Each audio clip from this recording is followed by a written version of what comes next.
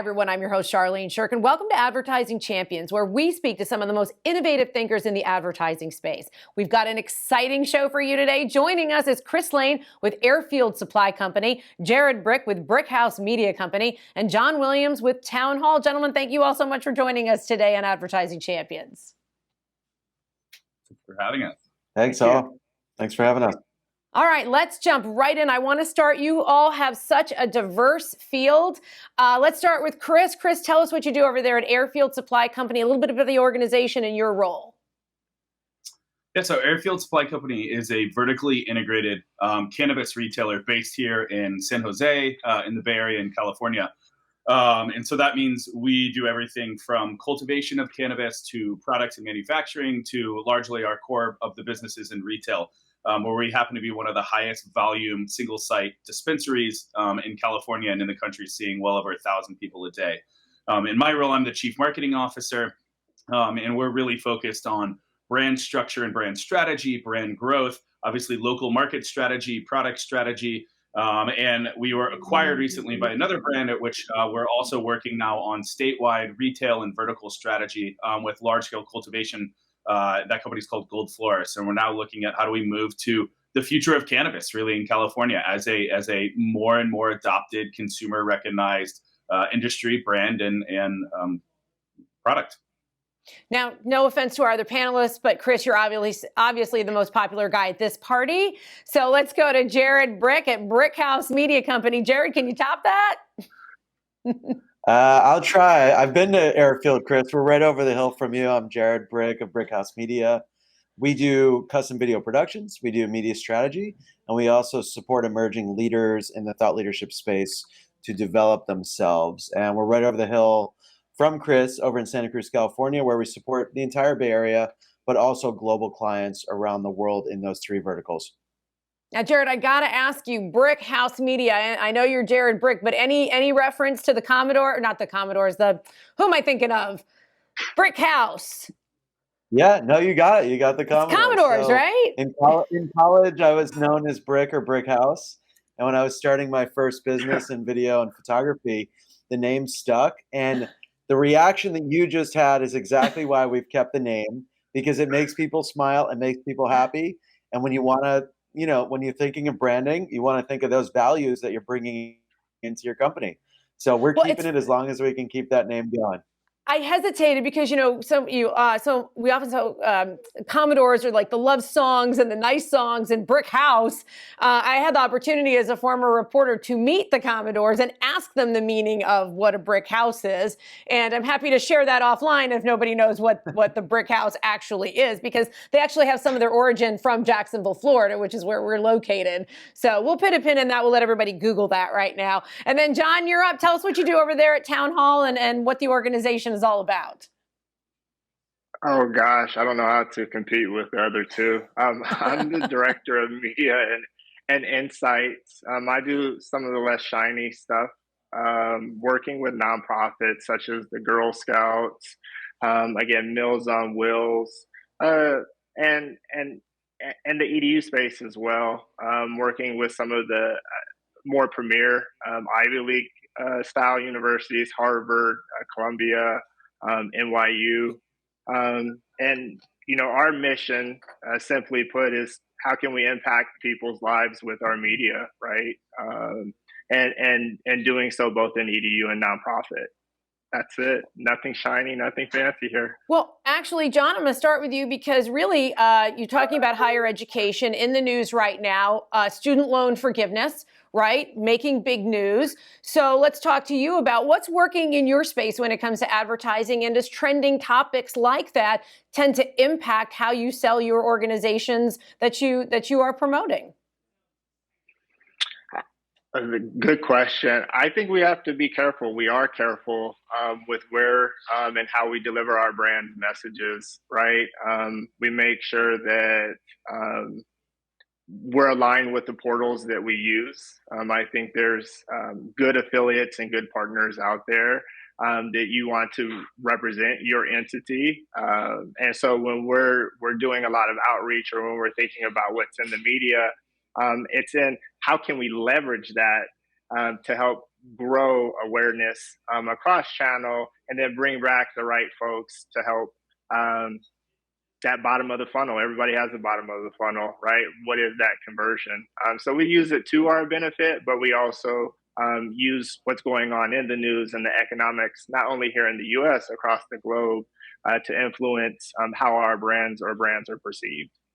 Sure, because there's a lot of economic news out there with inflation and recession talk. And so with your clients being nonprofits, that obviously directly impacts them. And Jared, with you doing multimedia, you're kind of that full house media strategy. Everybody wants to say, what's the best thing to do right now? What's working? So is there something that's really working in the multimedia platform right now? Yeah, thank you. So in answer to your question earlier, Charlene, we build a brick foundation. So if you remember the Three Little Pigs story, the other two houses didn't stay for very long, but the brick house stayed for, a long time with that fox and wolf came running. So when you're thinking of media strategy, the segments have gotten so fractured because of all the different channels now. So keeping that consistency across your brands, regardless of how many channels you're on, with that omni-channel mindset of where am I going to share my content to? How is it going to be absorbed with all the different audiences? Keeping that consistency. They always say content is king. Well, consistency is queen. So you want to make sure your brand is on point, deciding on how many channels you want to be on, whether it's YouTube, Facebook, Instagram, TikTok, which is blowing up, obviously. And then obviously this new vertical format. We have got to think in a new format because the audience, you have to follow where the audience is going. They're going to vertical format, video especially. So everything we're shooting now, we're shooting 2-camera, horizontal and vertical with a 2-angle shot so that we have options to share to both types of platforms. So that's my tip of the that day. vertical format's the thing that's keeping me up till 10:30, 11 o'clock at night that I'm like, okay, I got to go to bed.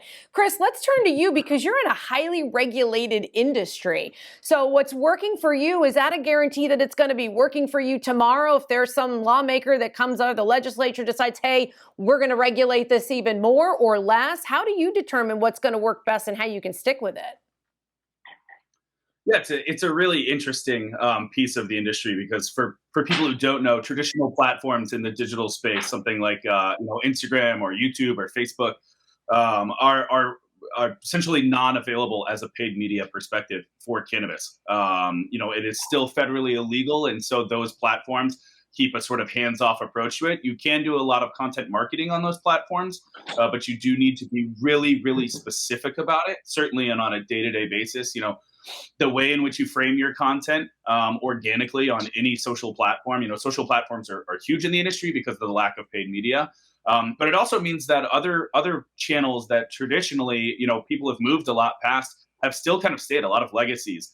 Print is still wildly relevant. So how do you connect, a somewhat sort of classic or archaic channel like print to something like a modern e-commerce retailer? So you do have to have a lot of creativity in how you're looking at things and how you're looking at the media mix. But yeah, to your point on changes, I mean, it went from out of home was, the biggest channel that most people were trying to use to drive brand awareness. And then all of a sudden the regulations changed.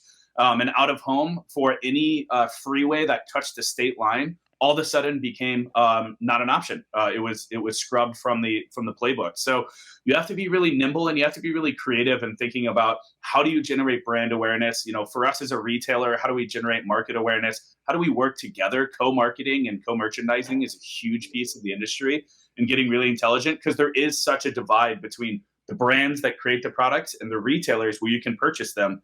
And so that relationship strategy is huge. So it's really thinking, similar to everyone else has said, thinking about the funnel, thinking about the changes, and just being really nimble in how creative and quick you can be in taking advantage of things.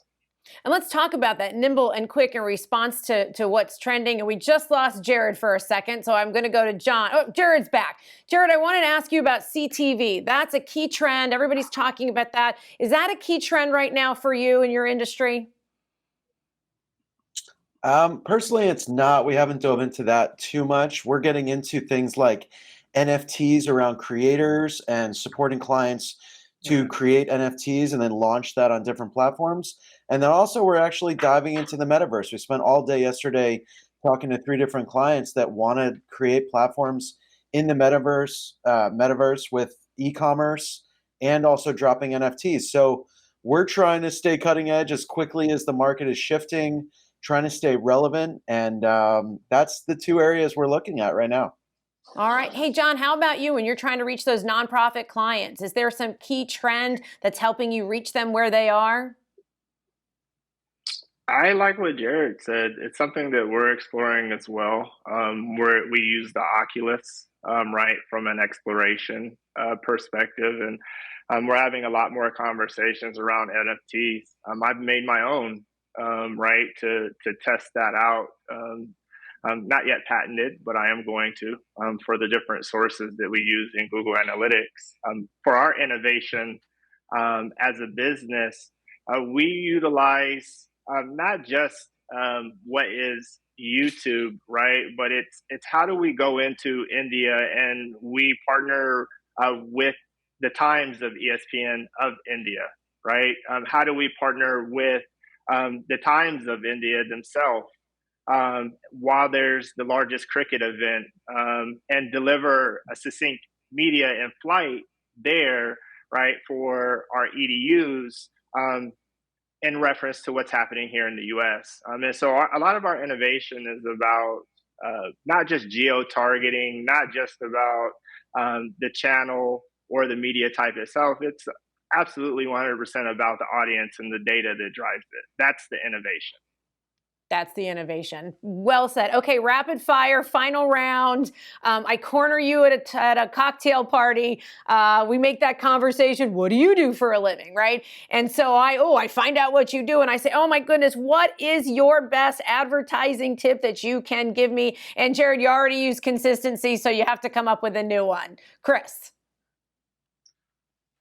I think rapid fire, don't overlook the brand ethos when you're trying to make advertising. Obviously everyone talks about it, but iconic brands are made from why, they're not made from what.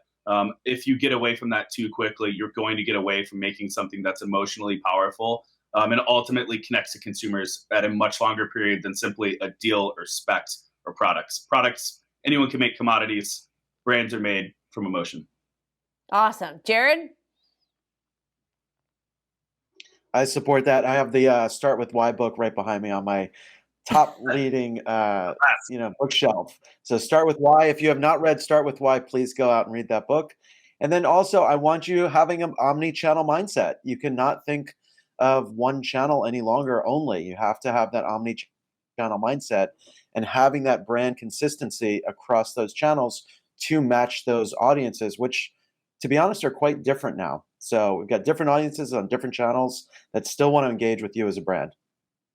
All right, John, how about you? Let's round it out. Take all of what we've said and what you've heard here with a grain of salt and make it your own. Personalization is the future. It was the past. We just have more ways to deliver that. And that's it.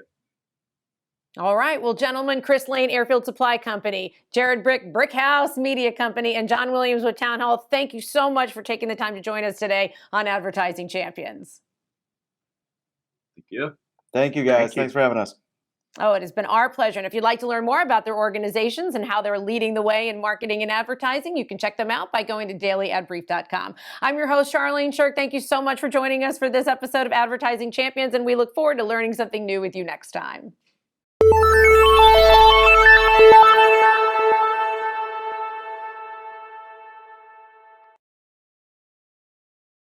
Simplify presents Addressable CTV, combining the power of TV with the targeting and attribution of digital.